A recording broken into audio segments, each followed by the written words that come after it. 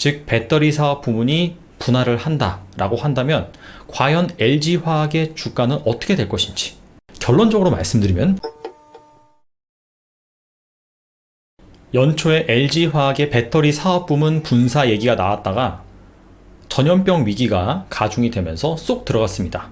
그런데 이제 시장이 어느 정도 많이 회복이 됐고 특히나 LG화학의 중대형 배터리 부문이 흑자 전환하면서 다시금 이 배터리 사업부 분할에 대한 얘기가 솔솔 수면 위로 떠오르고 있는데요. 지난 3일 LG화학의 2분기 실적을 발표하고 향후 사업 계획에 대해서 발표하는 컨퍼런스 콜에서 LG화학은 배터리 사업 부문 분사에 대해서 사업가치 재고뿐만 아니라 주주가치 재고를 하는 방안에 대해서 다각도로 검토 중이다 라고 밝혔습니다. 그렇다면 LG화학의 2차전지, 즉 배터리 사업 부문이 분할을 한다 라고 한다면 과연 LG화학의 주가는 어떻게 될 것인지, 분할 전에 LG화학을 팔아야 되는지 오늘은 여기에 대해서 알아보도록 하겠습니다. 먼저 LG화학의 분할에 대한 영향을 점검하기 위해서는 분할의 종류부터 알아야 됩니다. 분할은 크게 물적 분할, 인적 분할로 나뉠 수가 있습니다. 주주의 지분이 쪼개지면 인적 분할이고요. 쪼개지지 않으면 물적 분할입니다. 무슨 얘기냐? 그림을 보면서 제가 말씀을 드릴게요. 원래 투자자는 A회사, 이 한 회사의 지분만 가지고 있는데 물적 분할이 일어나면은 사업부가 떨어져 나가면서 분할 신설회사가 생깁니다. 그리고 원래 존재하던 그 회사는 분할 존속회사라고 합니다. 그래서 그림에서 B회사가 분할 신설회사고요. 그 다음에 A회사가 분할 존속회사입니다. 물적 분할은 분할 신설회사가 분할 존속회사의 100% 자회사가 되는 형태입니다. 그렇기 때문에 주주 입장에서는 사실 분할 전이나 분할 후나 어차피 내가 A회사를 투자함으로써 B회사 지분까지 보유하고 있는 그런 효과를 누리기 때문에 상관이 없습니다. 똑같아요. 그런데 인적 분할은 다르죠. 보시다시피 원래는 주주가 A회사 여기에만 투자를 하고 있었는데 인적 분할이 되면서 사실상 A회사 지분과 B회사의 지분을 각각 이렇게 보유를 하고 있게 됩니다. 그렇다면 물적 분할과 인적 분할은 왜 하는 것인지, 인적 분할과 문적 분할을 했을 때 과연 주가는 어떻게 되는지 여기에 대해서 살펴보겠습니다. 분할 종류에 따른 주가 변화입니다. 먼저 물적 분할을 왜 하느냐? 첫 번째로는 사업부 강화 목적입니다. 하나의 사업부 형태로 있다가 당연히 분할이 돼서 새로운 회사로 된다라고 한다면 첫 번째로는 그 회사의 독립성이 강화가 되죠. 그 다음에 전문성이 또 강화가 됩니다. 그리고 추가적으로 투자를 유치하기에도 상당히 용이해집니다. 두 번째, 물적 분할을 하는 두 번째 이유는 그 사업부를 매각하기 위함입니다.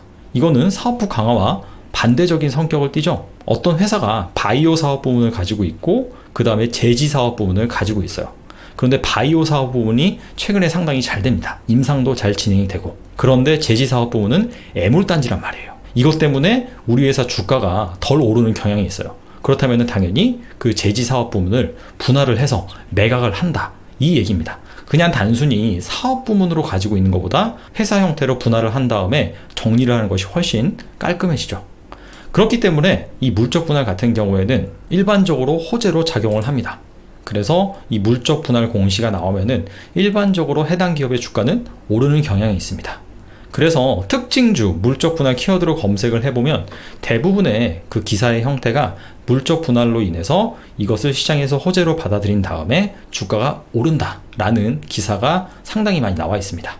이번엔 인적 분할을 살펴볼게요. 인적 분할도 마찬가지예요. 이 사업부 강화를 위해서 하기도 하고요. 그런데 사실 인적 분할을 하는 주된 이유는 바로 지주회사의 체제로의 전환 때문입니다. 인적 분할로 어떻게 지주회사가 되느냐? 일단은 A라는 회사가 있는데 그 회사가 2차전지 회사예요. 그래서 2차전지 사업 부문을 따로 분리를 합니다. 분할을 해서 사업회사를 설립을 하고요. 그 다음에 원래 존속했던 그 회사는 사업 부문을 가지고 있지 않고 그냥 2차전지 회사의 지분만 가지고 있는 순수 지주회사 형태로 남는 것이죠. 이렇게 돼서 지주회사 체제로 전환을 하기 위해서 인적 분할을 하기도 합니다. 인적 분할을 하면은 일단은 지주회사인 분할 존속회사의 주가는 일반적으로 하락을 하고요. 그 다음에 분할 신설회사의 주가는 상승을 합니다. 그 이유는 무엇이냐? 당연히 방금 사례로 말씀드린 그 2차 전지 기업 같은 경우에는 2차 전지 사업 부문이 매력적이기 때문에 투자자들로부터 선택을 받은 것입니다. 그런데 그 회사가 2차 전지 사업 부문을 분할을 해서 새로운 회사를 설립을 하고 그 회사를 거래할 수 있게 만든다라고 한다면 당연히 투자자들의 수요가 글로 쏠리겠죠. 그리고 반대로 지주회사 같은 경우에는 매력이 떨어지기 때문에 매도를 할 수밖에 없습니다. 실제로 인적 분할하고 나서 주가 추이를 살펴보면 해당 사례는 3년간 인적 분할을 한 뒤에 실제로 거래가 됐던 그런 기업들의 사례를 가지고 온 것입니다. 자, 두산그룹. 두산 같은 경우에도 두산에서 연료 전지 사업 부문을 분할해서 두산 퓨얼셀을 만들었고요. 그 다음에 전자 소재 사업 부문을 분할을 해서 두산 솔루스를 만들었습니다. 두산 같은 경우에는 분할 전에는 한 10만원 정도 주가가 거래가 됐는데 분할하고 나서는 주가가 이렇게 확 하락한 것을 알 수가 있고, 반대로 두산 퓨얼셀, 두산 솔루스 같은 경우에는 분할 기준 주가 2,000원 수준이었어요. 그런데 상장하자마자 4일 연속, 5일 연속 상한가를 치면서 주가가 한 2, 3만원대로 훌쩍 뛰어오르기도 했습니다. 그리고 효성그룹도 마찬가지입니다. 효성을 순수 지주회사로 남기고 나머지 사업 부문은 다 분할을 해버렸죠. 분할을 하고 나서 효성 주가는 급락을 하고요. 반대로 이 사업 부문을 분할해서 만든 신설 회사들의 주가는 전반적으로 우상향하는 것을 알 수가 있습니다. HDC 그룹도 마찬가지고 세아제강 이쪽 그룹도 마찬가지입니다. PSK 홀딩스 같은 경우에도 홀딩스는 급락을 하고 PSK는 단기적으로 급등을 하죠. 물론 그 이후에 주가가 좀 조정을 받긴 했지만 장기적으로는 또 꾸준히 상승을 했습니다. 그 다음에 최근에 분할한 솔브레인과 솔브레인 홀딩스, 그리고 대덕과 대덕전자, 그리고 이지바이오와 이지홀딩스도 마찬가지인 흐름이 나오죠. 이지홀딩스, 이지바이오 같은 경우에는 제가 따로 이 분할 사례로 제 영상에서 다룬 바 있습니다. 정말 한 며칠 연속 계속해서 상한가를 쳤어요. 이 분할 신설 회사가 이지바이오 같은 경우에는. 그래서 여기서 알 수 있는 것은 무엇이냐면 분할해서 떨어져 나온 그 사업 부문에 대해서 투자자들은 관심을 갖는다. 그렇기 때문에 분할 존속회사 같은 경우에는 상대적으로 소외가 될 수밖에 없다라는 것을 알 수가 있습니다. 자, 그렇기 때문에 다시 한번 정리를 해보면 물적 분할을 하면은 어차피 분할돼서 설립이 되는 그 회사를 내가 같이 투자하는 효과가 있기 때문에 분할 공시가 나오면 일반적으로 호재로 작용을 해서 주가가 오른다. 그런데 인적 분할은 좀 다르죠. 왜냐하면은 내가 분할해서 나온 회사와 그 다음에 분할 존속회사, 이 두 회사의 지분을 다 가지고 있는 거고, 분할돼서 나온 회사의 주식을 또 따로 투자할 수 있는 그런 기회가 생깁니다.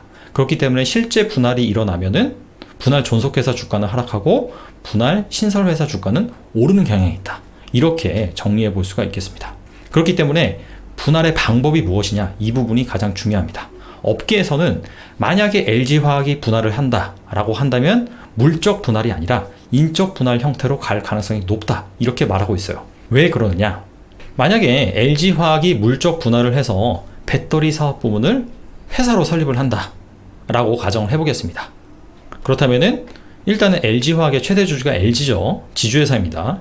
LG가 LG화학의 지분을 30% 정도 가지고 있고, 그 다음에 물적 분할해서 배터리 사업 부문을 세우면 가칭 LG전지라고 하겠습니다. LG전지의 지분을 LG화학이 100% 가지고 있죠. 그런데 LG전지를 설립하는 이유가 무엇이냐?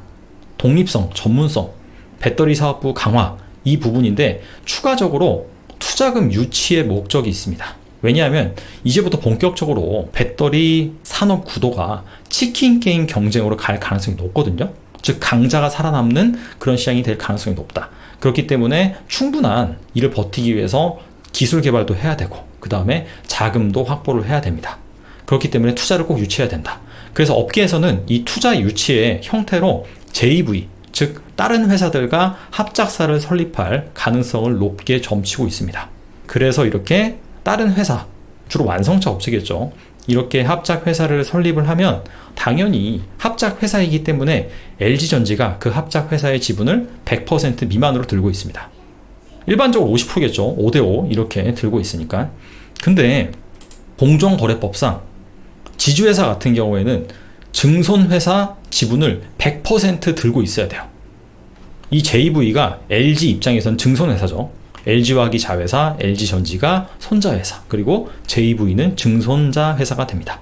그런데 공정거래법상 100%를 들고 있어야 된다. 그런데 100%를 들 수가 없죠. 그렇기 때문에 이렇게 물적 분할 시나리오는 현실화되기가 어렵다라고 업계에선 보고 있어요.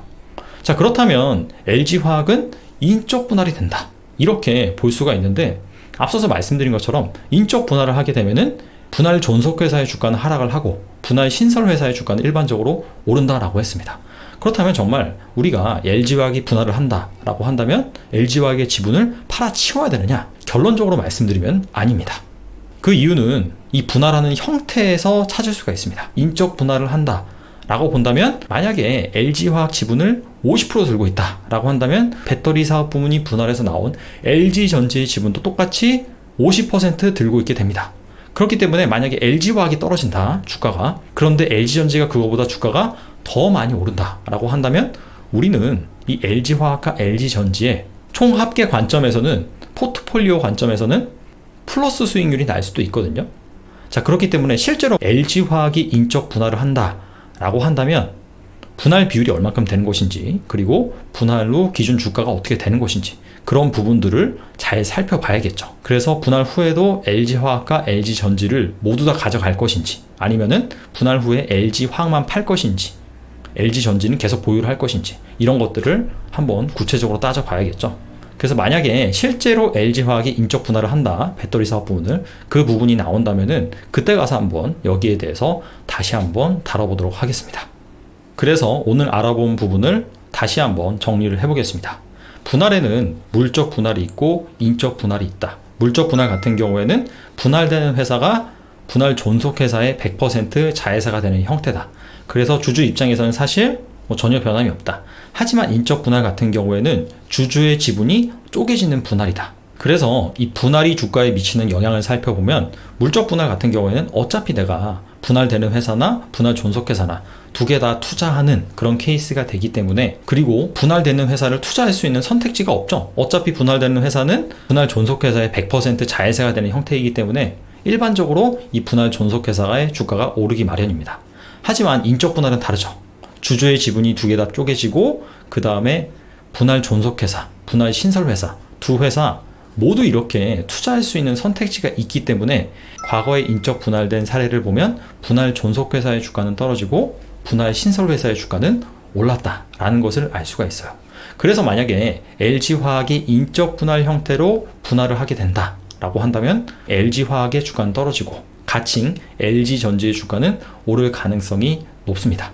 왜냐하면은 배터리 사업 부문을 제외를 하고 나서는 LG화학 같은 경우에는 정유화학 그쪽 사업 부문을 가지고 있거든요. 근데 정유화학 그쪽 사업 부문이 성장성이 막 있고 그런 부분이 아닙니다. 그런데 여태까지 LG화학 주가는 이 배터리 부문 때문에 올랐다라고 볼 수가 있거든요. 그래서 그런 영향 때문에 상대적으로 LG화학이 소외될 가능성이 높아요. 하지만 그럼에도 불구하고 분할을 한다라고 해서 분할 전에 팔아치울 필요는 없다. 왜냐하면은 분할을 하고 나면 분명히 내가 LG화학의 투자자라고 한다면 LG화학도 가지고 있고 LG전지도 가지고 있다. 그래서 LG화학의 주가가 떨어진다라고 하더라도 LG전자의 주가가 그것을 극복하고도 남을 만큼 오른다라고 한다면 전체 포트폴리오 관점에서는 플러스 수익률이 날 수 있기 때문입니다.